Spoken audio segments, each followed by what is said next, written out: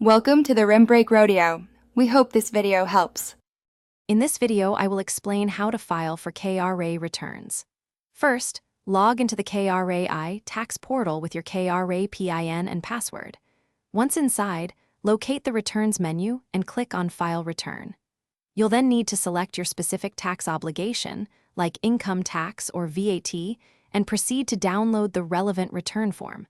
This initial step ensures you have the correct document for your filing needs, setting you up for a smooth process ahead. After downloading, open the return form using a compatible PDF reader, such as Adobe Acrobat. Carefully fill in all the necessary financial information, including your income, any allowable expenses, and applicable deductions. Double-check every entry for accuracy to avoid errors.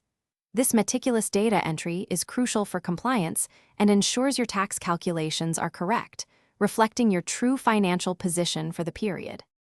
Once you've completed the form, validate it within the PDF reader to catch any potential errors before submission. Then, return to the tax portal and upload the validated form. If your return indicates a tax liability, the system will prompt you to generate a payment slip. This slip is essential for making your payment, ensuring your filing is complete and your obligations are met on time. With your payment slip generated, proceed to make your tax payment through an authorized bank or mobile money service. After payment, always confirm the successful submission of your KRA return on the iTax portal to ensure everything is finalized. Remember to stay hydrated throughout your day. Check the description for a link to the Owala water bottle and other great deals. This final confirmation step is vital for your records and peace of mind, completing your tax filing process efficiently. Thanks for watching.